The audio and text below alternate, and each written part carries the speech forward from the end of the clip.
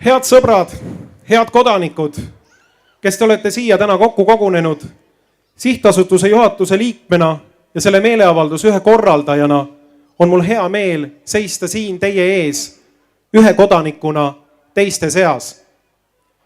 Jah, just kodanikuna. Mis on väärika kodaniku tunnuseks? See on vabatmehe vaim, peremehe ja perenaise vaim, mis iseteadlikult ja väärika uhkusega kaitseb seda, mis on püha. See hoiak ei luba jääda orja kombel kase alla halama, vaid käärib käised üles ja teeb oma kodu korda.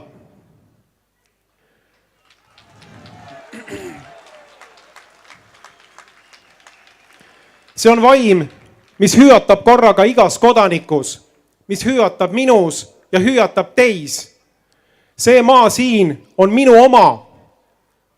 Seda maad ja neid ideaale, mis selle maa mulda on vere ja higiga külvatud, on kaitsnud minu isad.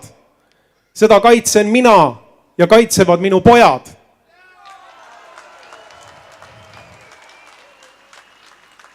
Minu maa väärtusi ei muuda välissaatkondade ja Euroopa Liidu surve. Seda ei muuda isegi need, keda me nimetame oma esindajateks, kes kogunevad siin minu selja taga olevas majas.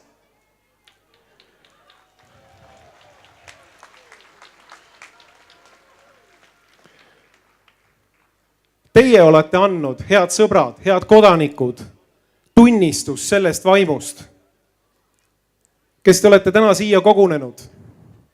Ausale, vabale ja väärikale kodaniku vaimule tuginedes ütleme me täna siin, abielu on mehe ja naise vaheline liit.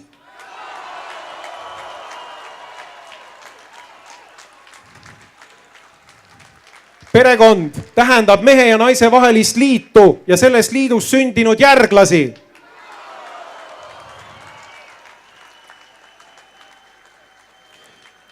Riigikogu peab võtma kuulda meie häält, rahva enamuse häält.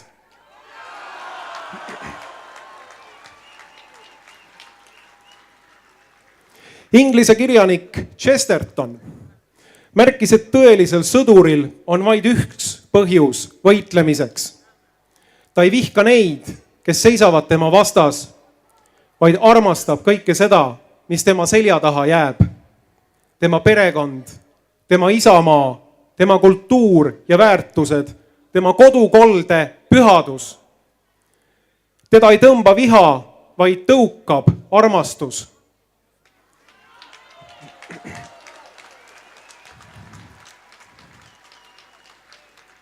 Meie armastame Euroopa tsivilisatsiooni ja selle südames tuksuvat perekondlikku ideaali. Me kaitseme kultuuri keskmes olevaid hüvelisi väärtusi. Me seisame üheskoos vastu aastatuhandete pikkuse tsivilisatsiooni lammutamise püüdlustele, meie laste ja lastelaste nimel, meie tuleviku nimel.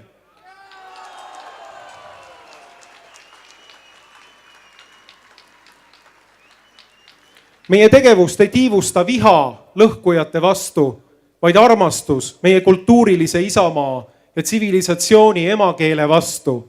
Jah, armastuse nimel tasub anda nii mõnigi hea lahing ja seda me kavatseme ka teha. Üheskoos oleme me seda juba teinud ja teeme veel.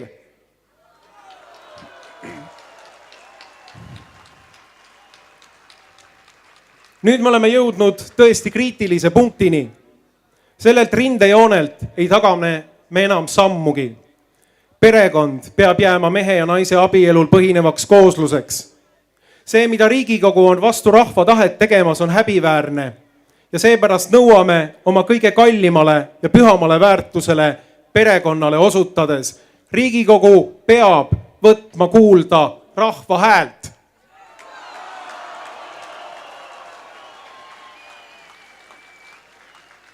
Ma tänan teid, head sõbrad, head kodanikud, kes te siia kokku olete tulnud neid ideaale kaitsma.